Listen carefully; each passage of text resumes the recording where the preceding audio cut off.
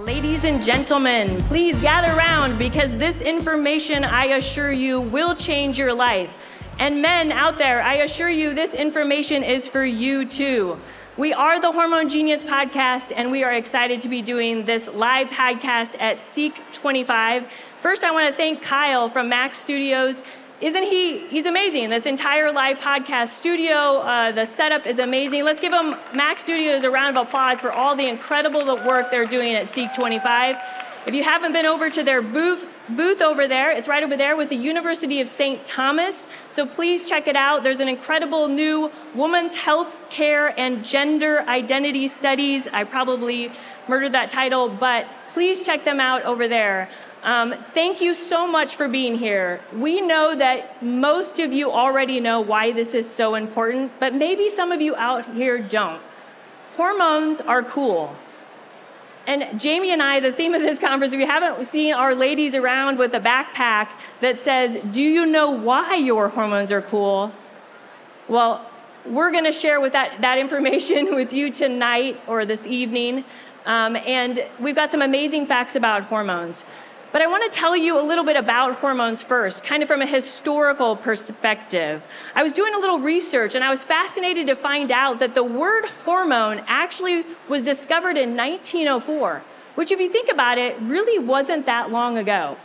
Now, we've known that there's these things, these chemical messengers, these like interactions between cells in the body, but it wasn't coined until 1904 that we would call that word a hormone.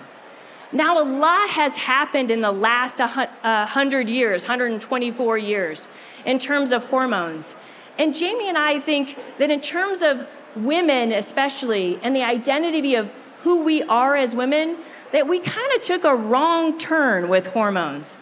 And if you don't know what I'm talking about, in 1950, around 1956, we developed synthetic hormones, something called oral contraceptive pills. And that intersects almost with every woman on the planet. Because at some point, many of you out there have been offered birth control pills, and not for birth control. You've been offered birth control for PMS, for PCOS, for acne, for heavy periods, for painful periods. And so for those of you out there, in fact, raise your hands right now if you have been offered the birth control pill for a woman's health reason. I know I have. When I was in college, I played soccer at Briarcliff College in Sioux City, Iowa. We have any Iowa people here? Awesome. I'm actually from Nebraska. Nebraska, of course. Yay. Thank you for all my Nebraska people out there. I'm from Omaha, Nebraska, but I played soccer at Briarcliff in Sioux City, and I was offered the birth control pill because my cycles became irregular as an athlete. Very common situation. And I can tell you that I did not feel good on birth control. And so I'm here to tell you that there is another way. Synthetic hormones suppress our female identity. Synthetic hormones are not the real hormonal you. And I want to give you an opportunity to really believe that your hormones were made good. You were made good by God, your body is made good, and your hormones are good. And so Jamie is going to tell us some amazing facts. She's going to get us started. But just so you know, again, I'm Teresa Kenny. This is Jamie Rachi. We're the Hormone Genius Podcast. Again, I'm from Omaha, Nebraska. I am a women's health nurse practitioner, and I have practiced in Omaha for 25 years. I have an incredible amount of clinical experience in women's health, and I have never, in my practice, prescribed the birth control pill. And I can tell you that I've never felt that I have not been able to help a woman with any of those conditions, like PCOS, like PMS, like acne. All of those things can be treated another way. There is an alternative. And I know many of you out there have not been shared that information. Please stick around at the end of this podcast because I have a free gift for you. We have over 100 Happy Girl Guide to Being Whole books. This is an amazing book, guys. Has anybody read this book yet out there? This book is an encyclopedia to your body.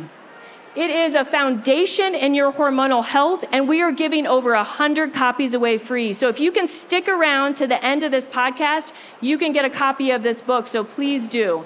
Jamie, take it away, girl. All right, Teresa, I'm so excited to see all of you today because, again, as we were roaming around and people would stop and ask and say, well, what's with your backpack? Why are hormones cool? And if you guys received a little postcard, you also have a little snapshot of the cycle. And so if you have that postcard, whip it out. If you don't, raise your hand. Someone will pass one to you. Share it with your neighbor, because we will be able to use that as a guide. But while that's happening, I'll introduce myself a little bit. So Teresa and I, we started the podcast in 2020, August. And it has been an incredible 4 years. I'm from Cedar Falls, Iowa. Okay. I was hoping for it to be really loud. Let's do it again, just for my own pride. And go. Cedar Falls, Iowa. Yeah. We'll see who wins at the end, Teresa. Yeah. Huskers, go Huskers. Panthers, unite Panthers. All right, so anyway, we are so excited to talk to you guys about this. We are total hormone nerds, and we pretty much guarantee by the end of this, many of you will go from like maybe a hormone interest, you're kind of in the haze, to hormone obsessed. So we're going to talk about 5 cool things about hormones. And Teresa got us kicked off with one of the first cool things about hormones. She mentioned that hormones are chemical messengers that travel through the blood. And what I think is so interesting, you guys, about how God made our body's goal is to survive every day. Every day, our body. The main goal is to survive and to produce. It's why we need sleep. It's why we have a sex drive. It's why we need to eat food. It's even why we get all weird when we travel and that we need to go to the chiropractor. This is an interesting fact. Did you know that our body wants to stay in equilibrium so terribly? And again, our hormones help us stay in balance inwardly, but even outwardly, our body is meant to stay in balance. Our eyes, so I'm looking at you all, right? My eyes are exactly balanced. It's not tilted, right?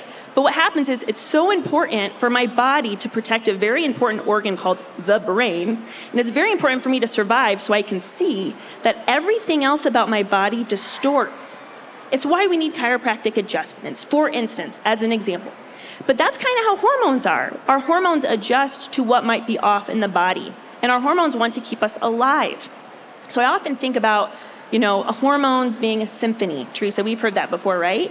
There's a beautiful symphony and there's instruments, there's the clarinets and the trumpets and the flutes. And by the way, has anybody band? Are any of you guys band players?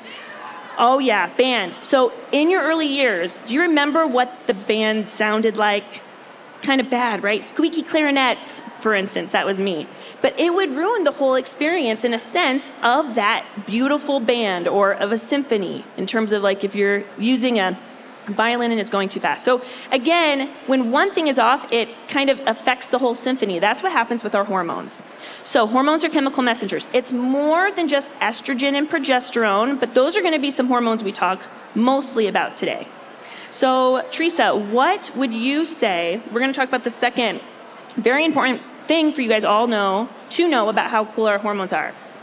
In terms of our sex hormones, so when we say sex hormones, especially today, we're going to talk about estrogen and progesterone. And what's interesting is that we have a fertility cycle. And every month there's this main event. And we're going to kind of go through that cycle with you, especially if you have one of those postcards. And I'm going to kick it off to Teresa. But we have this cycle that's a vital sign of health. And that is the second cool thing about hormones. So the first thing is that hormones are chemical messengers, and the main goal is to keep our body in balance and in equilibrium. The second thing is that our cycle is actually a vital sign of health. It's a health diary. So Teresa, why don't you share with our audience here a little bit about the cycle?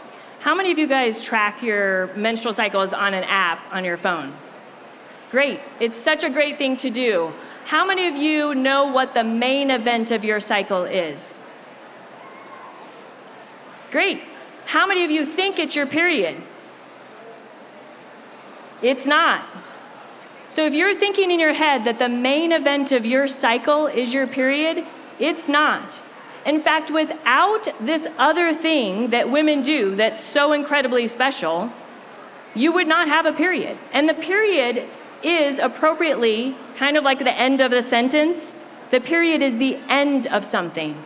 And so first I want to start out with saying that in order to really be able to understand your hormones as a woman, you need to understand your main event. And I can tell you this, your menstrual tracking app isn't probably doing that for you. In fact, the only way for your menstrual tracking app for it to be able to do that is for you to pee on your phone. And I'm pretty sure most of you aren't doing that. So this is really important to understand. Your menstrual tracking app, as you can see, like you'll put in your bleeding days, right? This is the first phase of your cycle. We call it the menstrual phase. That's the first phase. You put that into your tracking app. And what does it try to predict for you? That fertile window, something we call ovulation. And that's what it can't predict. That is the main event of your cycle, and I want you to understand by the end of this podcast that you have the ability, each of you out there as a young woman, to track your main event by the biological markers of your own body, okay? And so when you get to the point where you are a hormone genius, this is what happens. You come into my office, and we sit down together, and you start telling me about your cycles. I say, okay, what's the length of your cycle? Do you have regular cycles? Yes, I get a period every month. And I'll say to you, that's great. Can you tell me when your main event is? And you'll be like, yeah, I can see my main event. I make this stuff called cervical mucus and I track it. And I know exactly when I ovulate. Instead of you looking at me and going, yeah, my phone tells me I'm gonna ovulate next week. Because often that's the level of information we start with, which is great because it's the first place. But I want you to know that you can track your own main event by biological markers that we will go through. Okay, so again, the first phase of your cycle, which by the way, there is 4, and we have those cards to share with you, is the menstrual phase. The second phase is the springtime. It's like the preparation for the main event. We call that the follicular phase. And as you enter in the follicular phase, you're gonna notice some changes. And this is where we start talking about hormone superpowers, which we're gonna bring in St. Joan of Arc. Go St. Joan of Arc, because she obviously had amazing hormone superpowers. I mean, who just leads people to conquer the English army and preserve their country, France, in 1400. So go St. Joan of Arc, she was amazing. But that phase of the cycle is the preparation for something amazing to occur, the follicular phase. And it's in that phase that you will start to produce this fluid that we call cervical mucus, which nobody really wants to say, cervical mucus, but we do a lot on our podcast. And we'll sometimes refer to it as cervical fluid to make it a little bit less mucusy. So again, menstrual phase, follicular phase, and then we're gonna go into the main event. Right, Jamie? And you can take it from there. All right. So this whole time, we're kind of leading up a roller coaster is what I like to think. So as the body is progressing toward the main event, what is happening is that we have all these little underdeveloped eggs that are just waiting to mature and to be released. And so that then, again, our body is built to want to receive the sperm so that we can, it can be implanted into the side of the uterus so that we can have babies. That's the main event. That's why it's the main event, is because without it, we wouldn't reproduce. So as we ovulate, then the dominant hormone, and again, she talked about cervical fluid, cervical mucus, but that dominant hormone is estrogen. Look at that little postcard you have, if you have it, and again, you see your period, and then you see a line called estrogen, and it's starting to increase, and then it reaches a peak, and then it kind of falls off, and then as you ovulate, the dominant hormone is called progesterone. Progesterone is produced by the corpus luteum. The corpus luteum was the cyst, which is a fluid-filled sac that holds the egg, and as it was developing before ovulation, was producing the hormone, like I said, estrogen. And what's really cool, and you guys, this is crazy. So I have my master's in community health education. community health education, okay? I have a women's health certificate, very passionate about women's health when I was in college, okay? And I never once in my life, not by the doctor, not by the professors, ever heard about one of my most favorite parts of the female body, and it's called cervical crypts. Has anyone ever heard of a cervical crypt? Cervical crypts. Give some cervical crypts some noise. Cervical crypts. Next year we'll have a shirt that says cervical crypts are cool. Would that be cool? Hormones, each year we can have a different part. Not so sure. Okay. We're going to fight for it. Yeah. But cervical crypts are what produce the cervical mucus. And again, that's keyed in from our follicle, our mature follicle. So I love cervical fluid / cervical mucus so much. And without it, we could not get pregnant. But after we ovulate, like I said, the corpus luteum, it produces a hormone called progesterone. So you look at that postcard, and again, dominant hormone estrogen before ovulation, dominant hormone after ovulation is progesterone. Progesterone causes a very drying effect. So when you go to the bathroom, no longer are you seeing the cervical fluid, it's dry. Okay, this is very high level. I invite you to be looking for people who might be able to walk with you in understanding your fertility cycle. But again, this whole thing happens for the main event, for ovulation. Most women know when they bleed because their period is red. Most women don't know when they ovulate because they don't know what to look for. But I'm going to give you a little trick.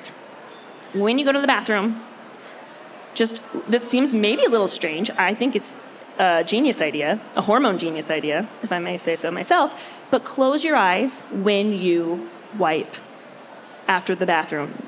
Future husbands of America, don't cover your ears. I mean, it's coming. You'll learn about it. Now you're learning about it. It won't be the end of the story for you all. I guarantee it. Ask yourself the question, what does this feel like? And what's interesting is if it feels lubricative, we know estrogen is high. Jamie, what the heck does lubricative mean? Lubricative is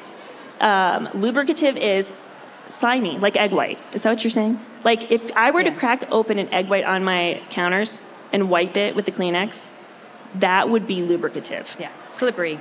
Super slippery, super like gushy. Jamie, do we want to tell people, and this has to do with men, like why cervical mucus? Like why do we have to talk about it? Do we want to tell people why? Because this actually will bring in men, and it's super important for men to understand this. There are 3 main ingredients to create a human life. And this is why cervical fluid or mucus is going to be important. It takes an egg that comes from a woman, and it takes something else that comes from a man, right? These little things that are called sperm. Now listen up, men. Sperm, what do they do? What do they do? They swim, right? And can you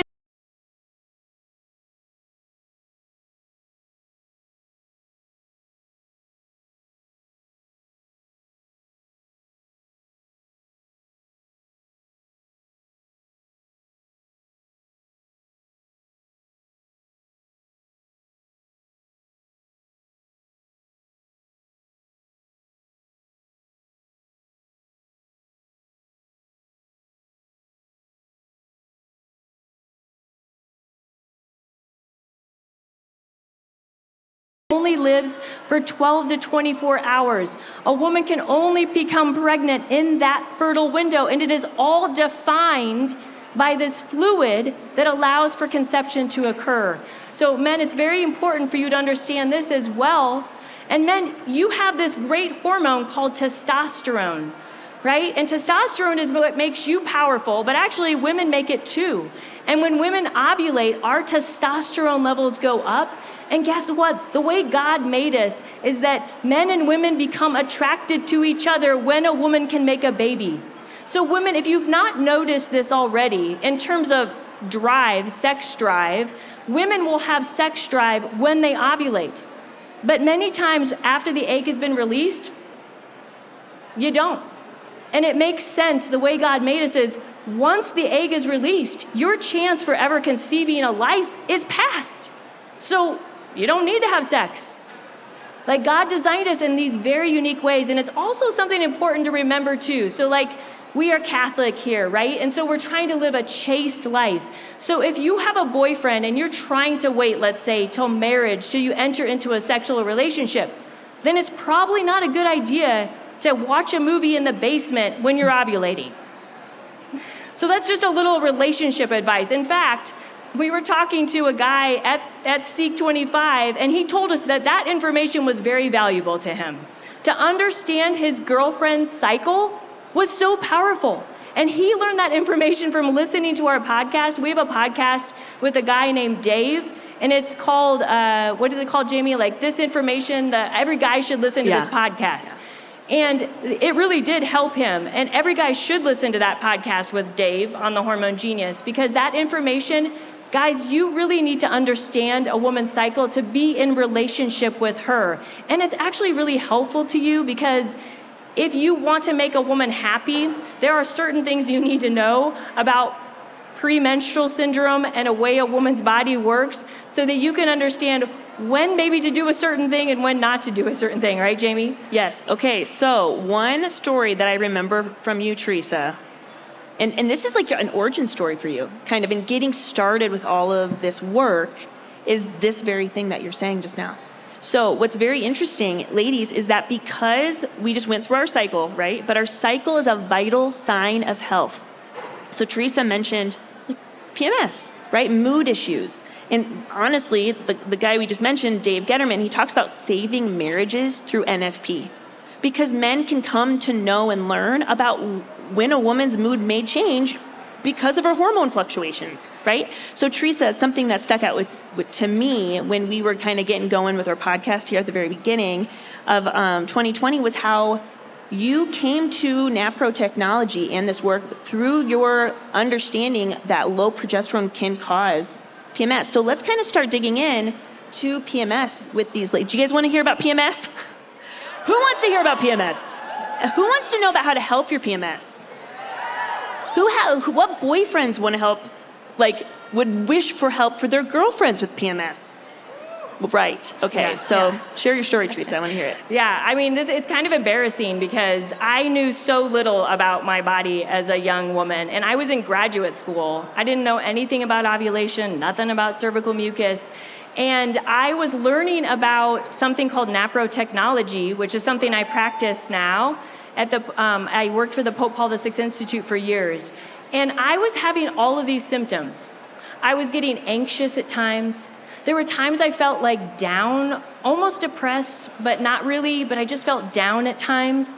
At times I just got like these bad headaches, and then I also got terrible sugar cravings. And I just remember like I was in clinicals to become a nurse practitioner, and I would be driving home from the clinicals, and I'd be like eating candy bars, and I just felt bad. And I had my boyfriend at the time, who is my now husband, Dan, and he was like, you just don't seem like you feel really good. And I was like, yeah, you're right, I don't. And so he's like, maybe you should go to a doctor. Smart, boyfriend, smart. Mm-hmm. And so he's like, why don't we just write down your symptoms? And so I wrote down a list of my symptoms, and I took it to my primary care doctor. And she looked at me and she's like, I think you're just depressed. And I was like, okay. But I knew I wasn't depressed. Like, I did feel depressed at times. I felt down, but I didn't feel depressed all the time. And so she offered me an antidepressant. And I was like, I don't know. I just don't think that's what I need. So I didn't take it. And then I ended up right after that having a woman offer to teach me how to chart my cycles. And she was a nurse in the office that I learned about NAPRO technology. And she's like, Teresa, do you know how to chart? And I was like, no. She's like, well, then I'm going to teach you. Her name was Rosemary. And so she taught me how to chart. Every time I would go to clinical, she taught me how to chart. And all of a sudden, I started to realize that my symptoms aligned with the 7 to 10 days before my period every month. I just had really bad PMS. And I couldn't even recognize it. And that's why we talk about the cycle as a vital sign, because we know that in order for you as a human being, I mean, this is man or woman, you need to know that you can't connect the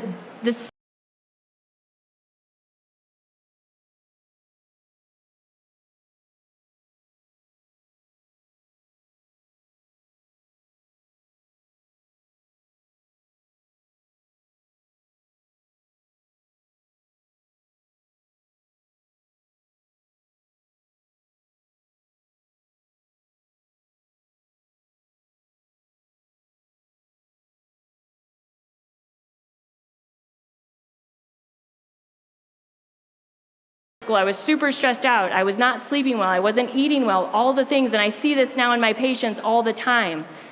And so I was put on hormone therapy to help balance my hormones. And I felt so much better. And so you have an opportunity to realize that whatever the condition that you are experiencing, again, some of you have talked to us at Seek already. Some of you have irregular cycles. Some of you have polycystic ovarian syndrome. And maybe you're on the pill. Maybe that's the only thing you were offered. Maybe you were told that in order to treat PCOS, you have to be on the pill. I hear that all the time in my office. But you don't have to be on the pill. You can actually learn how to balance your hormones naturally and actually figure out what the underlying root cause of your woman's health issue is. And that's what I do every day in my practice, is help women find the underlying root cause of their woman's health condition. And there are people all over the country and all over the world that are trained just like me. And if you listen to our podcast, we interview a lot of those doctors, and we try to share how you can get in touch with those doctors too. Amen, amen. So we hope you're getting the sense that your cycle is more really even than just our reproduction. You know, it's more than just when I'm fertile, when I'm infertile. It gives us information even about our mood. Our hormones, when we have our bioidentical hormones that are circulating and we're honoring that flow, no pun intended, the flow of our hormones, estrogen protects our bone, our heart, and our muscles. And it's just so interesting. Our brain, our heart, and our bones is what I mean, but probably our muscles too. Yeah. Don't you think? Oh. So no, estrogen causes muscle growth. Yeah. Mm-hmm. So it's very interesting. Women need to know this because we unknowingly alter this flow. We unknowingly alter the flow. And actually now we're going to flow into our third cool thing about why hormones are so amazing, is that we have superpowers attached to our womanhood. And we also have superpowers attached to manhood, of course.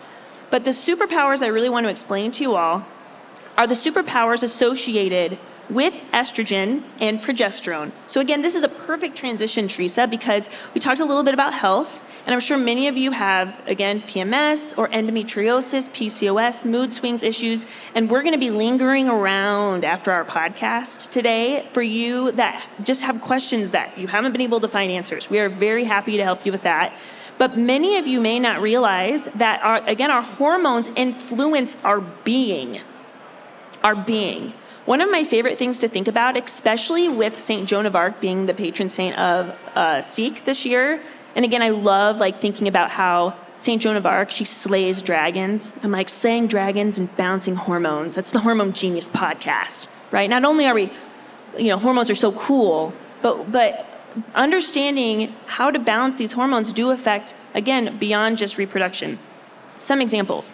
So as Teresa mentioned earlier, every cycle starts with day 1 of our period. It means that we did not get pregnant from the cycle before.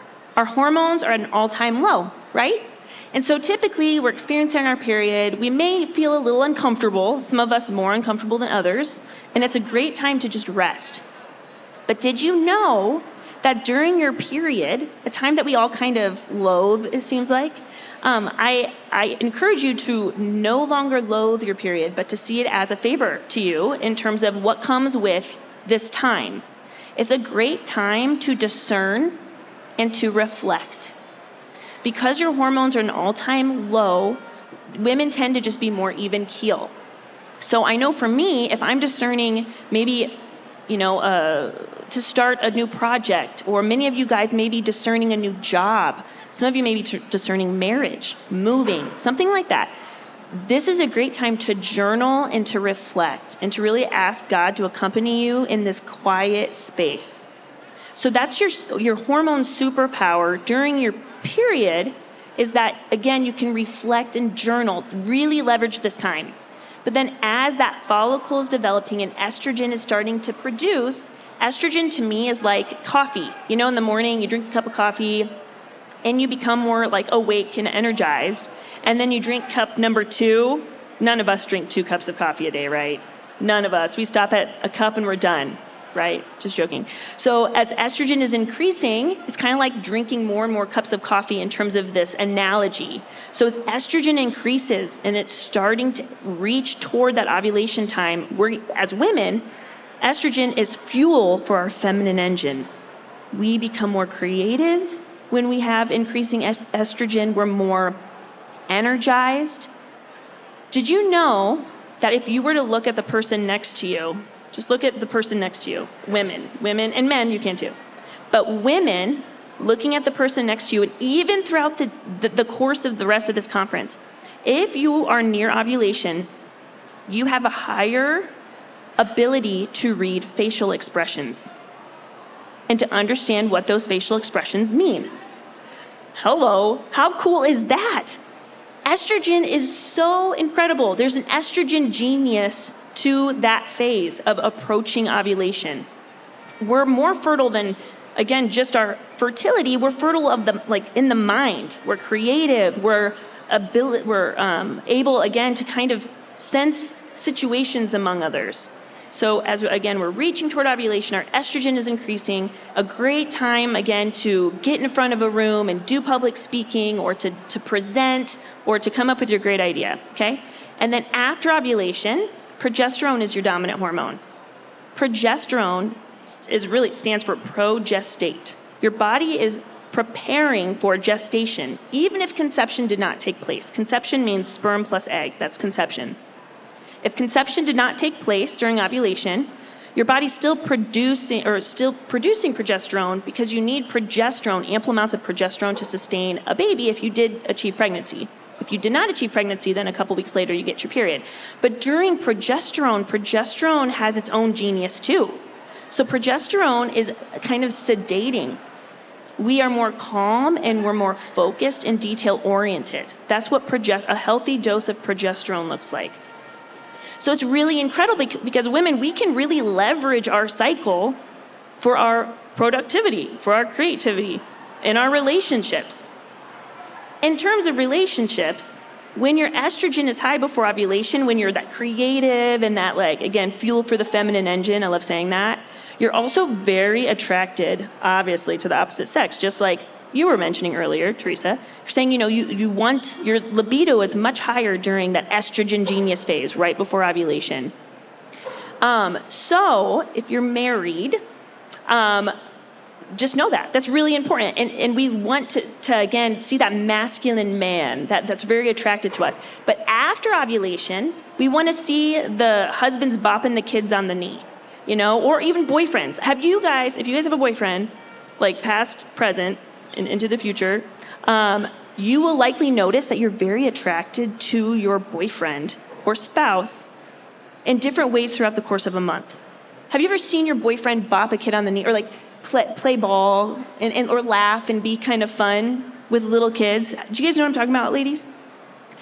Well, we can find that endearing no matter where we're at in our cycle, but we especially like it after ovulation, because our body's preparing for gestation, right? Our body does this every month. And what does that mean? We want somebody that we know can protect us, and a family. That's why we're more attracted to our boyfriends and husbands when they're in the family. So, in the episode with Dave, as we mentioned earlier, if the men in this room are wondering, man, how can I show my girlfriend or wife love in this post-ovulatory time? Literally, just find a friend of kids and be like, hey, can we babysit? Literally, that's all you need to do, So the cycle gives us so much information, and it's not just for women like we talk about. It's so important for men to know this too, because I didn't realize really until talking with, Dave in particular, but other men who are passionate about this, how hurtful it is to men when their wives are saying no to intimacy during certain times of the cycle. It can be very hurtful. But if they just really understood that our desires and the way we find them attractive changes, it just soothes so much. It soothes so much. So that's the third cool thing. Do you have anything else you want to add about hormone superpowers? Yeah, when you were saying that, Jamie, I like to say that libido is attached to procreative power. Libido is attached to procreative power. And so this, again, goes to the complementarity of men and women. So again, men are fertile every day of their life from the age of about 12 until they're buried in the ground. So their libido is just different because they're procreative every single day. Women are procreative in an event, a one-time event each menstrual cycle. And so if a couple doesn't know that, there can be a lot of tension and lack of communication. So this is truly life-changing for relationships to understand a menstrual cycle and to understand the way it affects a woman's body and how we can live in relationship together. I want to tell you a story about a patient that I saw recently. This patient, she was in her 30s and she had had previous children with a previous relationship, but then she found kind of you could say her true love. And her true love and her got married. But she had these 2 children and she was in her 30s and she didn't really think that she wanted any more children. So they had made a decision not to have more children. Now here's the kicker. She had been on birth control since she was about 16 years old. She had been on birth control pills since she was about 16 years old, until she wanted to have those 2 children that she did already. But she listened to the Hormone Genius podcast and learned about how synthetic hormones kind of disrupt your natural hormones. And so she made this decision that she wanted to go all natural. And so she came off of the birth control pill, and all of a sudden, she realized she was attracted to her husband for the first time. Now, women don't know this, but think about it. What does birth control pills do? They suppress the main event. They are meant to suppress the main event of the cycle. So, of course, if you suppress the main event, and I just told you that the main event is attached to your libido directly, you are going to suppress sex drive. And that's why one of the main side effects of birth control pills is lack of libido. And women don't even know this because they don't understand their bodies going into taking these medicines, right? So first of all, she understands all of a sudden, she's like, wow, I'm attracted to my husband in a way I've never been attracted to before. And then all of a sudden, she starts to notice that she desires another child. Think about this, guys. Again, hormones, we discovered this word in 1904, and by 1955, we've developed a synthetic pill to completely suppress the maternal desire that we have, the inmost identity we have as women, the desire that in the deepest parts of our human heart to be creative, to be a mother, whether it be biological or spiritual, but we suppress that by using these synthetic hormones. And women aren't even aware of it. This is not the first patient I've had that when they come off birth control pills, all of a sudden they're looking at a baby for the first time, and they're like, I think I want one of those. Can you imagine? We've got millions and millions of women who don't realize that they're suppressing their desire to have children by being on birth control. So the good news is this beautiful woman who's now married to the love of her life, she now wants to have a baby with her husband. And so I'm gonna help her do that, but that's just one story. I don't think, birth control is often mentioned as one of the greatest inventions, you could say, of the 20th century, right? It's changed the way women have been able to climb up the ladder of society. It's changed culture directly. And so we don't question sometimes really what it's doing to our hormones, to our body, to who we are as women. Jamie and I were talking, this whole conference is kind of like a question, right? How many of you have been in a talk where they said, do you know your identity? Do you know your identity in Christ? Do you know your identity as a woman or a daughter of God? Do you know your identity in your own hormones? Well, Jamie and I are convinced that learning about the science of your body is deeply connected to who you are as made in the image and likeness of God. In fact, we believe that if you know your body and you know your hormones, you will actually understand who you are in your feminine genius in a way that you have never understood it before. You can do this. And I believe that men too, in their male genius, do you guys realize that men's testosterone levels have declined over 50% since the 1980s? 1980s. I didn't say 1900. I said 1980s. That testosterone has declined over 50%. That is a fact. Why? Why are men out there not feeling motivated? Why are men losing their desire to be powerful, strong, purpose-driven life? Well, it may be because their hormones are not the same as they were in 1980. That's crazy to me. So guys, we all need to care about hormones. And men, we can take control of this in terms of you being healthy too. In fact, one thing that you could do today is you could make sure that you have good and adequate vitamin D. Vitamin D is a precursor to making testosterone. In fact, it's considered a pre-hormone. So all of you men out there, if you don't know what your vitamin D level is, you could ask a doctor to run that test for you, but I assure you that if you just go out and buy a supplement of vitamin D3 2000 IUs and you take that daily, you will have actually better testosterone. And actually taking zinc or eating nuts like Brazil nuts, which have a good amount of zinc, is also super good for your testosterone too. And by the way, if you just actually sleep at night, if you just actually get 8 hours of sleep, men, you will make better testosterone too. All of us need to care about hormones because hormones are life. Hormones affect every interaction in our body, from our sex hormones, progesterone, estrogen, testosterone, from our thyroid to our adrenal hormones like cortisol and adrenaline, to our pancreas like insulin. Our hormones literally are making messages like trillions of times a day. We all need to care about how important this is to our health, and you as women have the power now, becoming a genius of your own hormones, to advocate in your doctor's offices that you don't want necessarily to settle for birth control pills for whatever problem that you have. That you can say to your doctor, you know what, I would actually like some tests to know what the underlying problem that I have is, and I'd actually like to find the solution to that problem. You have the power now to advocate for yourself. And if your doctor doesn't listen to you or makes you feel dumb for wanting a hormone test, then you walk straight out of that doctor's office and you go to a different doctor. Because I'm telling you, they do not understand this. They were not trained in medical school. They don't know about cervical mucus. I promise you. Doctors with that degree, MD, do not know about cervical mucus. It is a travesty.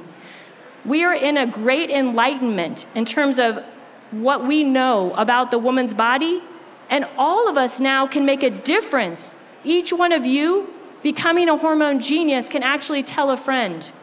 You can actually share the happy girl with a friend. This is so important. It's important to everything, isn't it, Jamie? Super duper duper important. And something I just keep thinking about too is just how impactful, again, being hormone aware is. So being hormone aware transforms us. It really does. It's this idea that when we're given information that we haven't been given before, a light bulb clicks on. It really does. How many of you guys had a light bulb moment with hormones? Right? So many of us have these moments where literally it changes our life. And I have a couple stories I want to share about that. So it's very interesting. So as many of you probably know or soon will know, when you prepare for marriage, often the priest requires that you do some form of NFP, natural family planning, okay? Natural family planning and tracking your cycle, that kind of all goes together. So because the church, the Catholic Church, does not see contraception as an ethical and moral way to plan a family.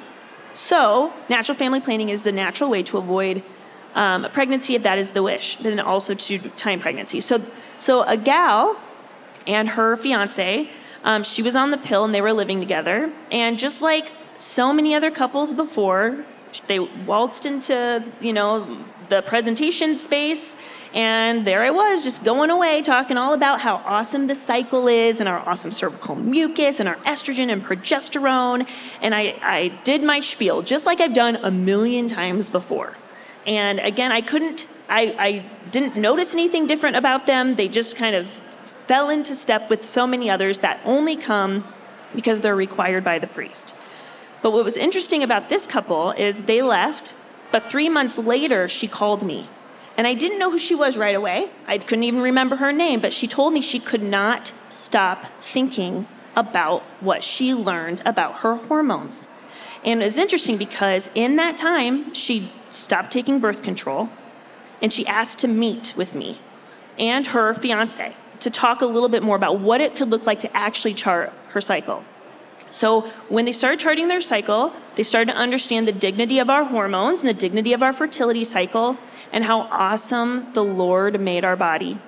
The Lord loves us so much. Like, he gives us a way to plan our family. And when we have a child that maybe we didn't plan, we know all life is given to us by the Lord. He loves us so much. He gives us this beautiful map, okay? So she is coming to learn this with her fiance. And I just asked the question, what would happen to your relationship if you didn't have sex until the wedding night? And they just kind of stopped, and I looked at both of them. Because again, initially when they came into this intro session for the Creighton method, that's what's called the intro session, she, again, was totally turned off to the idea. Thought it was weird and would never even consider something like that. But they discerned it, and they decided that they were no longer going to have sex until the wedding night. So they waited for their wedding night. Later, she became a fertility care practitioner, converted to the Catholic faith, directed a women's health care center that does not prescribe birth control, all because her priest required that her and her fiance would come to an introductory session. The lights clicked on for her. What did I do? What did Jamie say? What did Jamie do? I just told him the truth. I just told him the truth. It's not my invention. It's not Teresa's invention. We're the Lord's invention. And when we are exposed to truth, our soul recognizes it. Our soul recognizes truth, not just with hormones, with anything. Our heart burns. On the road to Emmaus, when they're talking about, Jesus, and their heart burns when Jesus was with him because they noticed the truth of who that was. They just couldn't name it. So we know truth. We feel it, and it transforms lives. There's lots of things out there. There's, gut health and lifestyle and healthy eating and taking care of our body and getting enough sleep and all that's staying hydrated. All that's very, very important. But the reason Teresa and I are so passionate about this is because our hormones, again, male and female, we both have hormones, but these reproductive hormones, the hormones that help us produce life, co-create life with God. It changes the eternal cosmos forever the moment that a soul enters this world. Our whole eternity is changed forever, that moment. It's important. The creative process of our hormone, endocrine, reproductive system is, in my mind, one of the most spiritual systems in our body. 100%, because it has the capacity to co-create with the Lord. That's why we make such a big deal about it. We love healthy living tips. We love talking about gut health. We love that. That's fun. That is fun. But in terms of the spiritual faith-filled pull we have, it's really tied to our God-given image. Because our hormones mirror the fabric of our feminine soul. Our hormones mirror the fabric of our feminine soul. Feminine genius. Women and men are different, right? Women, if we hear a baby in this room, we're gonna be like, where's the baby? Ding, stick the finger up, kind of checking for wind or rain. That's what we do with our ears and our heart. We're like, where's the baby? The baby's crying. We're paying attention to it. If our friend is crying to us, we mom our friend. We're not their mom, but we mom them. And we're not going to stop momming anyone, whether we have actual biological children or not. So there's a maternity within our feminine genius, a maternity within our feminine genius. But that makes sense, right? Because our hormones and our estrogen and our progesterone, all of this goes together to produce life, to make us maternal physically, but it mirrors the soul, our soul, the maternal, beautiful gift of our soul. Secondly, with our feminine genius, is we're receptive. We receive the other. Someone's having a hard time, we receive them, we hug them, we sense them, we feel them. But we also receive our husbands. Our egg receives the sperm. So our hormones really mirror our feminine genius, the fabric of our feminine soul. It's so beautiful.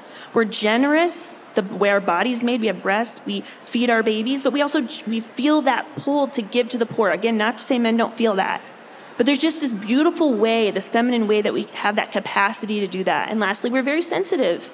Did you know that there are more nerve endings on the female body? I think there's 20 times more nerve endings on a female than there is a man. Interesting. It's great. When it comes to childbirth, that's great. Oh, dear goodness. Yeah, dear goodness. So anyway, it's just a beautiful thing. So that's the fourth really cool thing about hormones, and then we're going to kind of start wrapping up. Fourth coolest thing is that hormone awareness can transform us. The fifth one is just tying this whole idea with Joan of Arc and kind of coming to a conclusion that we can be the genius of our hormones and to really set your hearts aflame and to fight this good fight. Yeah, I mean, I want to share a story, and I'll let Jamie kind of close up. And I want to thank you all for being here. And again, if you stay around, you're going to get a free book. So please line up, and I'm happy to sign the book as well. But this is, Jamie said this, the desire of the sacredness of life, this passion that we both have comes from our hearts. It really does. And both of us are very pro-life women. We want to serve, and we want to help women believe that life is sacred. And I just want to share a quick story with you. On Christmas Eve this year, I got to be in the delivery of a child that was born of a mother who had reversed her abortion. Now, some of you have never heard this before, but at my clinic, we do something called abortion pill reversal. There is a medication out there, and many of you may know, that is a set of pills that can be taken to cause an abortion. And my clinic actually has a protocol that's used all over the country and all over the world to reverse that process. And this young woman, she actually started in Colorado, but she ended up in Nebraska, and I served her because she desired to reverse and to keep her baby. Well, guess what? On the day before Christmas Eve, I told her, I said, listen, if you need someone to be in your labor and delivery with you, because she had no friends, her boyfriend wasn't supportive, her parents were not supportive. And so I said, if you need someone to be with you during this birth, I said, please call me, I will come. On the day before Christmas Eve, I got a text at 7 a.m. that her water had broke, and she wanted me to be there with her. So I went to the hospital and stayed with her all night, and I labored with her, and I helped her through the process of labor and delivery, and she ended up not making progress and ended up with a cesarean on Christmas Eve, and I was there in the delivery with her. And she had a beautiful little baby boy, and she told me over and over again, she said, Teresa, she said, can you believe it? She said, can you believe it? We were able to reverse this. Like, look at my baby, like he's here. I can't believe I didn't want this little boy. So a lot of times, again, in this process of learning about our bodies and learning about our hormones, we realize the sacredness of who we are as human beings. We connect to that inmost feminine soul, the masculinity of who we are. And so to come full circle for me, I was so grateful. The greatest Christmas present I could have ever been given on Christmas Eve is to hold the hand of a young woman who had first thought she had no support for her and her little baby, and thought that the only choice that she had was an abortion. But then to find that that wasn't the last answer, that she could reverse her abortion and that we could hold her baby together and praise God in that. So that it was my Christmas Eve, is being there and being able to hold this little life. And Jamie and I really believe that the sacredness of life is so important. So we do this because of our passionate pro-life views, but we do this because we love the science of hormones. Teresa, I want to tell you something quick. All of you, what did we just notice about Teresa's story? She was not this lady's doctor. She wasn't the lady's mother or sister or doula. She was a woman who saw the need in another. She was exercising her feminine genius, the maternity of her feminine soul. She's not her mom. She is a mom. She's not her mom. So I just wanted to point that out to you. That's amazing, Teresa, that you listened to it. You could have said, oh my gosh, it's Christmas. I have 8 children. This person has a need, but that's kind of a hassle. But her heart was saying, lean into the feminine genius, lean into it. we all have a choice to say no to that. And that definitely connects again to our womanhood, to our hormones. But I encourage all of you throughout the rest of this Seek conference, if you see somebody being a feminine genius or a hormone genius, call it out to them. Hey, I saw you helping that mom who was struggling with that kid. That's so cool. You're such a cool feminine genius. Like, you're really leaning into that. Or if somebody is comforting another or hugging, really just pay attention to that. Where do you see the feminine genius in action? And just know that that reflects our hormone genius, and how incredible is that? So cool. So cool. If any of you want to go into nursing, into the medical profession, I'm happy to answer questions about what it's like to live in my world, like what it's like to try to practice without ever using birth control pills. So Jamie and I will hang around. We'll be here in the morning. We'll try to stay around the University of St. Thomas booth and the Mac Studio booth in that area there. We would invite you to come talk to us. We love speaking to you. And so again, if you stay after, we're going to pass out the Happy Girl's Guide to Being Whole. Also, Jamie has the Fiat Institute that she started, which is a hormone school where she teaches people to be hormone coaches. So if this speaks to your heart, you have a passion for wanting to help others with their hormones. She has a program, a certification program for becoming a hormone coach. She would love to speak to you about that. Again, look at the program for University of St. Thomas and the gender studies. Leah Jacobson, who is the founder of the Guiding Star Project. She's not over there, but she will be over there tomorrow. Please come talk to Leah. She's an amazing woman. She's done incredible things with the Guiding Star Project and is now going to do an amazing thing with this gender studies program. And then we have this questionnaire that hopefully all of you got a hold of. If you would like to answer that questionnaire, you get entered into a drawing to win a $50 Amazon card. We're going to give away 3 of them, so your chances are pretty good. So that really is awesome for us if you can answer those questions. We really want to thank you for being present here today and taking the time to be with us. And thanks, Jamie, for you being here as well. Thanks, Teresa. Thanks for listening to this episode recorded live at Seek. Missed the conference or want to relive your favorite moments? Seek Replay has you covered. Access powerful keynotes, inspiring talks, and exclusive content to take your faith deeper anytime, anywhere. Head to seek.focus.org/replay to download now. And don't forget to join us for Seek 26. Check out seek.focus.org for more information and to register.